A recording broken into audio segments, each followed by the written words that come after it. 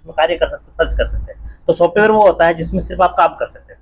आपकी बुक होती है ना इंग्लिश की, तो सिर्फ आप पढ़ सकते हैं, आप नई बुक नहीं छाप सकते, नहीं तो वो आपका प्रोडक्शन हो जाएगा। ठीक है, तो बुक जो है हमारा सॉफ्टवेयर है, और हमारी जो कॉपी किताब होती है, जो किताबें होती है जिसमें लिखते हैं आप, कॉपी हो चाहे बड़ी आपका रजिस्टर हो, वो आपका क्या है, फाइल है। उस फाइल में आप कार्य करते हैं। इन सब दोनों को कहाँ रखते हैं आप, बैग में। बैग में रखते हैं ना, ये हमारा बैग है। ये फोल्डर जो होता है हमारा बैग, ये फाइलों को भी रखने के लिए काम आ जाएगा और आपके सॉफ्टवेयर को भी रखने के लिए काम। तो डेस्कटॉप पे तीन चीजें होगी, एक तो फाइल होगी, फाइलें 2-3 हो सकती है, 4-5 हो सकती है, लाखों करोड़ों हो सकती है, भिन्न भिन्न प्रकार की हो सकती है, और भिन्न भिन्न प्रकार के सॉफ्टवेयर हो सकते हैं। भाई हमारे बैग जो होता है ना, उसमें हिंदी की कॉपी भी मिलेगी आपको, इंग्लिश की भी मिलेगी, सामाजिक की कॉपी भी मिलेगी, सामाजिक की किताब भी मिलेगी, हिंदी मैथ्स की किताब भी मिलेगी। तो वो सारी चीजें आप किसमें रख सकते हैं, हमारे फोल्डर में। क्या तक समझ में आया? तो फोल्डर वो बैग होता है जिसमें आप फाइलों को स्टोर करके रख सकते हैं। फाइल वो होती है जिसमें आप अपने कार्य करके सेव करा हो, और सॉफ्टवेयर वो होता है जिसमें आपने कार्य करें। ठीक है, इन सारी चीजें, ये इतना सारा क्या है, फिर ये बहुत सारी फाइलें हैं, बहुत सारे फोल्डर, इसलिए ज्यादा पड़ेंगे। ठीक है, अब आप जब माउस का है ना, माउस का जो बटन होता है ना, ये वाला माउस होता है। ठीक है, ये माउस का सेंसर होता है, जो लाइट आ रही है ना, अगर ये नहीं चलाना, ये छेद क्यों है, ये खुरदरी जगह पे भी चलेगा। जो चिकनी जगह होती है ना, उस पर माउस नहीं चलता है, कि फिसल जाता है। ये पड़ता है, ये खुरदरी जगह वहीं पे चलेगा। इसी की वजह से हमारा सेंसर चलता है, इसलिए ये लाइट है। ठीक है, अगर ये लाइट, ये सेंसर यहाँ से बंद कर दिया जाए ना, आपका माउस काम नहीं करेगा। ये जो एरो चल रही है ये वाली, ये काम नहीं करेगा। ठीक है, तो ये माउस का सेंसर है, और ये बैक पोर्शन हो गया, ये फ्रंट पैनल। इस पे आपको 3 बटन दिखे, एक तो इस साइड का, एक इस साइड का। क्लिक इसलिए बोलते हैं, कट कट करता है, इसको बोलते हैं क्लिक। और ये हमारा क्या है, रूलर, ये स्क्रॉल, जो पेपर को ऊपर नीचे करने के लिए हमारी मदद करे। ठीक है, तो 3 बटन हो गए। जो राइट हैंड साइड में है, तो ये राइट क्लिक कहलाता है, ये राइट बटन, ये राइट हैंड है हमारा।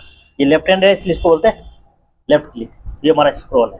ठीक है, तो जब भी आप डेस्कटॉप पे कार्य कर रहे हैं, तो अगर ये वाला बटन दबाते हैं तो कोई भी कार्य नहीं होगा। अगर आप ये वाला बटन दबाते हैं, ये वाला बटन दबाते हैं, कुछ ऑप्शन आते हैं खाली जगह पे, इसको बोलते हैं राइट क्लिक मेन्यू। ये सारा लिखा लिखा यहाँ मिल जाएगा, आपको समझना है बस। ये राइट क्लिक मेन्यू, ये क्या काम आता है, ये जो जितने भी हमारे ये आइकन है ना, इनको मैनेज करने के लिए काम आता है। जो भी हमारा डेस्कटॉप एरिया है ना, उसको मैनेज करने के लिए काम आता है। पीछे जो वॉलपेपर में के रूप में फोटो लगा हुआ ना, उसको मैनेज करने के लिए काम आता है। तो खाली जगह पे करेंगे ये राइट क्लिक। ठीक है, व्यू का मतलब क्या होता है, देखना।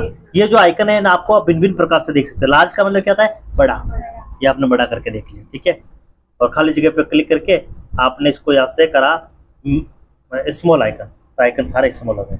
यही कार्य अगर माउस का इसमें ये शॉर्टकट काम नहीं करता।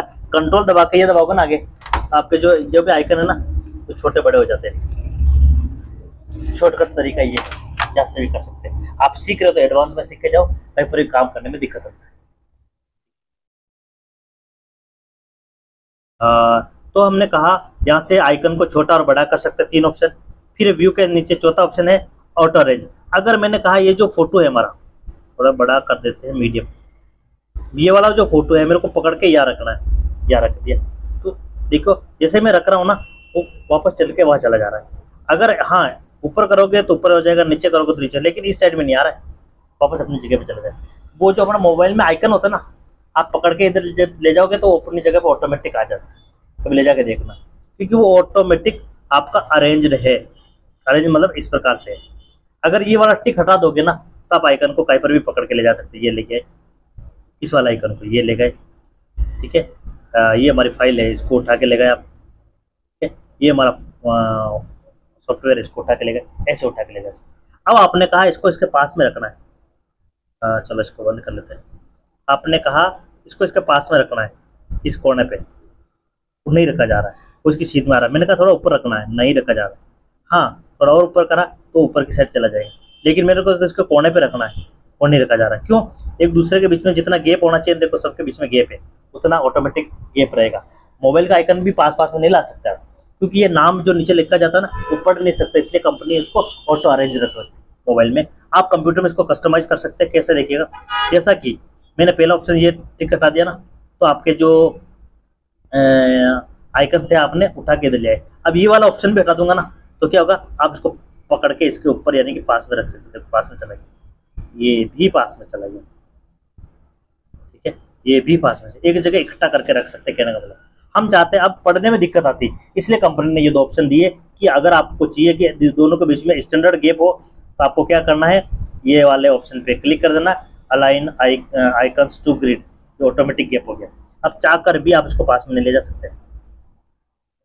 आपने कहा ऑटोमेटिक इस साइड में अरेंज हो जाए, लेफ्ट हैंड साइड में आप क्लिक करिएगा, इस पर क्लिक करिएगा, ये ऑटोमेटिक अरेंज हो जाए। तो कहने का मतलब मेरा था कि आइकन को आप कस्टमाइज कर सकते हैं इन दोनों ऑप्शन के द्वारा।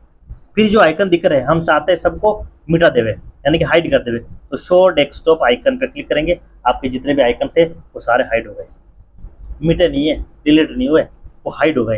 वापस लाना हो तो इस पर क्लिक करेंगे, शो डेस्कटॉप आइकन पे क्लिक करेंगे, आपके सारे के सारे आइकन आ गए। ठीक है, अब मैंने कहा अगला है मेरा कि कॉपी करना, पेस्ट करना, पेस्ट कॉपी। अब इसका उपयोग करने के लिए हमने ये कहा एक कोई फाइल ये दे देते, कोई ये ले लिया मैंने, कॉपी कंट्रोल सी से कर सकते हैं, माउस का इसके ऊपर राइट क्लिक करेंगे, इस फाइल के ऊपर राइट क्लिक करा मैंने, राइट क्लिक मतलब ये खाली जगह पे क्लिक कर दिया है, उस फाइल के ऊपर करा तो इतने सारे ऑप्शन आए। ये सारे ऑप्शन का उपयोग इस फाइल के लिए आप कर सकते हैं, फाइल को एडिट करना, कट करना, कॉपी करना, पेस्ट करना, एडिट करना। अब हम इसमें से कॉपी करेंगे।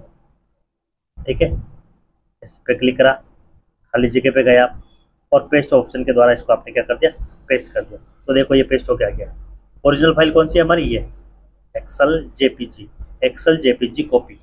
एक बार और पेस्ट करा, इसके नीचे पेस्ट मिल रहा है, एक और आ गया एक्सेल जेपीजी 2। तो ये हमारी ओरिजिनल फाइल है और ये हमारी कॉपी है दोनों।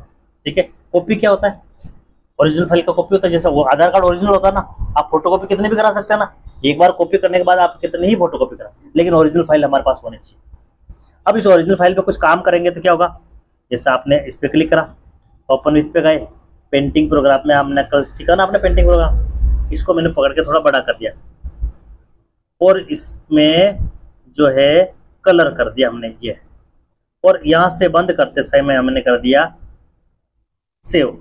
तो अब आप इसको खोल के देखोगे ना, दो बार क्लिक करके, तो आपके देखा ये फाइल में कार्य आ गया। ये तो हमारी ओरिजिनल फाइल है, क्या इसमें आया, कॉपी में आया, नहीं आया। क्या दूसरी वाली कॉपी में आया, नहीं आया।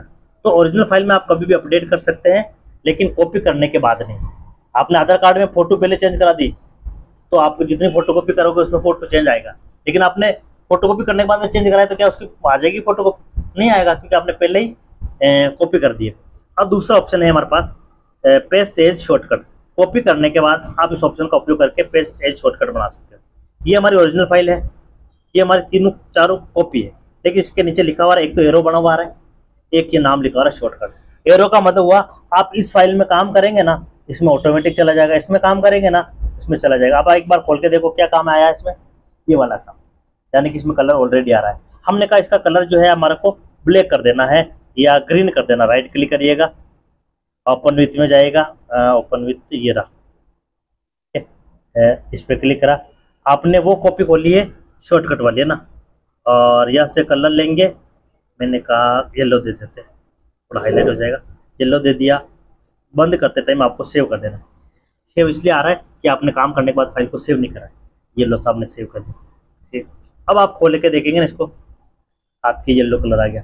तो क्या ओरिजिनल फाइल में गया, ओरिजिनल फाइल खोलते हैं, ओरिजिनल फाइल में भी आया। कहने का मतलब आप शॉर्टकट में काम करोगे ओरिजिनल में चला जाएगा, लेकिन कॉपी में नहीं जाएगा।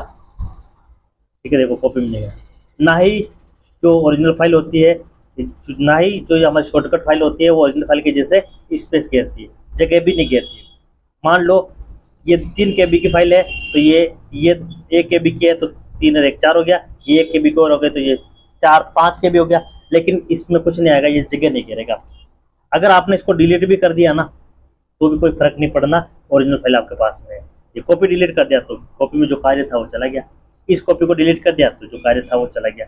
जो भी आपने डिलीट करा उसको लाना हो तो ये लिखा हुआ है अंडू डिलीट, जो भी अभी तक आपने कार्य करा उसको वापस लाना। देखिएगा ये आया, एक बार और करके देखते हैं, अंडू डिलीट, वो वापस चला गया। ये 1 या 2 बार ही कार्य करेगा ये ऑप्शन है ना। अब अंडू का मतलब वापस लाना, रीडू का मतलब उसको